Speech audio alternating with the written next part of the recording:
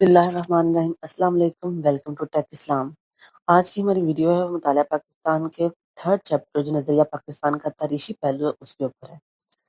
اس میں اس چیپٹر میں 4 ٹاپک ہیں، 4 شخصیات کے بارے میں ذکر ہے کہ انہوں نے نظریہ پاکستان میں کیسے ایڈ کیا، کیا کیا حصہ ڈالا، جیسے محمد بن قاسم قیامت، دوسرا ہے مجدد الافسانی، تیسری شخصیت ہے شاہ ولی اللہ اور چوتھی ہے سید احمد شہید۔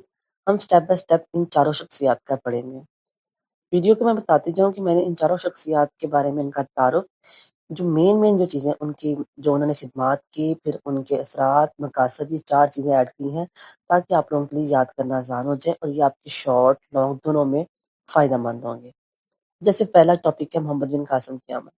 آپ نے کیا کرنا، محمد بن قاسم کا تعارف کہ ان کی پیدائش ہوئی 72 ہجری میں، اور وہ جب انہوں نے سندھ پر حملہ کیا اس وقت ان کی عمر 17 سال تھی۔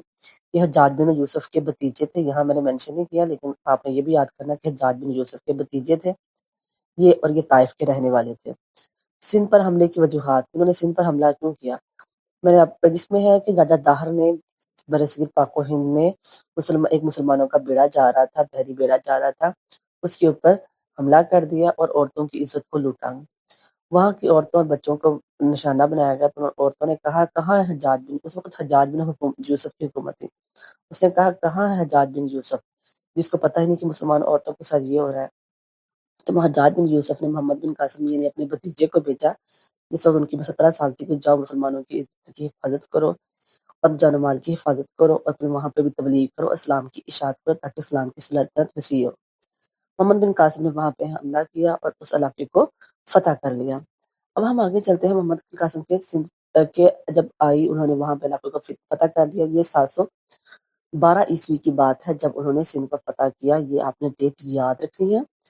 پھر سندھ پر اگر حملے کے اثرات، جب انہوں نے سندھ پر حملہ کر لیا، اس پر قبضہ کر لیا، تو ان کے اس پر حکومت قائم کر لی، تو اس کے کیا اثرات ہوئے۔ اسلام کی آمد و تبلیغ کا آغاز ہوا، عربوں کا جنوبی ایشیا میں پہلا قدم پڑا، مسلمانوں نے سندھ پر عبدالرزاق پر مبنی حکومت قائم کی، جس کی وجہ سے اسلام لوگ اسلام قبول کرنا شروع ہو گئے۔ سندھ کو باب الاسلام بھی کہا جاتا ہے، ان کے اسلام کا دروازہ۔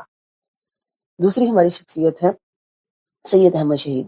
سید احمد شہید کا تعارف یہ ہے کہ سید احمد شہید نے ایک تحریک بھی کی جس کے بارے میں ہے تحریک مجاہدین کہتے ہیں۔ آپ کو پیپر میں سوال آ جائے سید احمد شہید کی تحریک کا نام کیا ہے، تو آپ نے تحریک مجاہدین کہنا ہے، اور تحریک مجاہدین کے بانی کون ہے، سید احمد شہید۔ یہ 1786 میں رائے بریلی میں پیدا ہوئے، آپ نے دینی تعلیم بعد میں دہلی میں جا کر تعلیم حاصل کی۔ سید احمد شہید 1831 میں بالا کوٹ کی جنگ میں شہید ہوئے تھے۔ ان کی 1826 میں انہوں نے تحریک جہاد کی بنیاد رکھی تھی، جس کا مقصد ہندوستان میں اسلامی حکومت کا قیام اور غیر اسلامی رسم و رواج کو ختم کرنا تھا۔ اس تحریک میں علماء، صوفیہ اور طلبہ اور عام لوگ بھی شامل ہوئے۔ اس میں ان کے شاگرد بھی تھے سید اسماعیل شہید، یہ بہت مشہور شاگرد ہے جن کا نام آپ یاد کر لیں، سید اسماعیل شہید جو ان کے شاگرد تھے، ان کے بھی اس میں کافی خدمات ہیں۔ تحریک کے مقاصد میں نے یہاں پہ ایڈ کیے ہوئے، جب یہ تحریک ہوئی لیکن یہ تحریک کیا ہوئی کہ ناکام ہو گئی۔ سید احمد شہید اور سید اسماعیل شہید جو ان کے شاگرد تھے دونوں شہید ہوئے، لیکن اس تحریک نے برصغیر پاک و ہند میں اثرات قائم کیے۔ کیا ہوا، لوگوں میں دینی بیداری ہوئی، جذبہ جہاد کا عام ہوا، اسلامی تعلیمات کی طرف رجحان بڑھا۔ بعد میں یہ جذبہ جہاد آزادی کی تحریک میں منتقل ہوا، اگرچہ تحریک ناکام ہوئی لیکن اسلامی فکر کو روح ملی۔ تھرڈ پرسنالٹی ہے مجدد الافسانی۔ مجدد الافسانی شیخ احمد سرہندی، ان کا اصل نام شیخ احمد سرہندی تھا، یہ نام یاد کرنے والا ہے۔ ان کی ڈیٹ آف برتھ، پھر آپ نے صدیقہ مجدد کے لقب سے مشہور ہیں۔ آپ نے ایک نظریہ کیا فلسفہ وحدت الوجود، اس وقت ہندوستان میں ایک فلسفہ وحدت الوجود بہت مشہور تھا، یعنی کہ یہ جو فلسفہ وحدت الوجود تھا اس وقت اکبر بادشاہ کی حکومت تھی جس نے ایک نیا دین ایجاد کیا تھا، دین الہی۔ اس نے دین کا حلیہ بگاڑ کر رکھ دیا، تو کچھ علماء تھے جو اس بات کا ساتھ دیتے تھے۔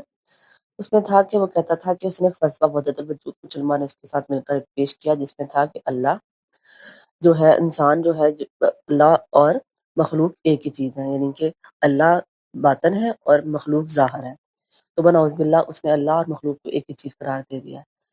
اچھا، پھر اس نے کہا کہ آپ نے حضرت مجدد افسانی نے اس فلسفے کا توڑ کیا اور کہا کہ نہیں، اللہ اور مخلوق الگ الگ ہیں، اللہ خالق ہے اور بندے جو ہیں اس کی مخلوق ہے، ان کے دونوں ایک چیز ہیں۔ اس طرح آپ نے یہ نظریہ، یہ بہت مشہور ہے، اکثر پیپر میں یہ سوال آ جاتا ہے۔ پھر اگلا آ جاتا ہے ان کی خدمات۔ انہوں نے دینی خدمات کی، انہوں نے دین الہی کے خلاف کھڑے ہو گئے، ہر چیز کا رد کیا، لوگوں کا دین کو دوبارہ تازہ کرنے کی کوشش کی، عقائد کی درستگی کے لیے کام کیا، جس کی وجہ سے ان کو جیل میں ڈال دیا گیا، لیکن انہوں نے جیل میں بھی تبلیغ کا کام جاری رکھا۔ ان کی خدمات سے کیا ہوا؟ دین الہی کا رد ہوا، اسلام کی سرگو زندہ ہوئی، صوفیہ میں شریعت کی اہمیت جا کر ہوئی۔ یہ ان کی خدمات کے اثرات ہیں جو انہوں نے اپنے مذہب کے لیے یا اپنے دین کے لیے کیے۔ اب ہے شاہ ولی اللہ۔ شاہ ولی اللہ کا سب سے پہلے ہم ان کا تعارف کرنا ہے کہ شاہ ولی اللہ کب پیدا ہوئے۔ شاہ ولی اللہ 703 میں دہلی میں پیدا ہوئے۔ آپ شاہ عبد الرحیم کے بیٹے تھے۔ آپ نے بہت ہی کم عمر میں ساری اسلام کا علم حاصل کیا۔ آپ کی اب یہ میں بتا دوں کہ یہ ان کی تعارف ہو گیا، میں نے مختصر سا بتایا ہوا ہے۔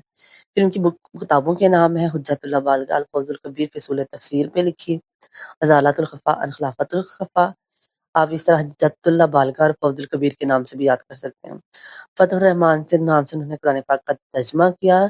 اس کے علاوہ ہم آگے چلتے ہیں کہ اس کے بارے میں کہ ان کی خدمات یہی ہے کہ ان کی قرآن پاک میں انہوں نے ترجمہ کیا، حدیث کی اشاعت کے لیے حجت اللہ بالغ لکھی گئی، تصوف قرآن سنت کی روشنی میں پیش کیا، فقہ اختلافات کو ختم کرنے کی کوشش کی۔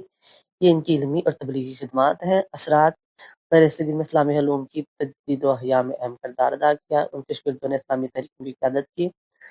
یہ جو شاہ عبد العزیز ہیں یہ ان کے بیٹے ہیں، ان کے 4 بیٹے تھے، شاہ عبد العزیز، شاہ رفیع الدین، شاہ عبد القادر۔ ان کی کوشش سے دین کو ایک زندہ نظام زندگی کے طور پر سمجھا جانے لگا۔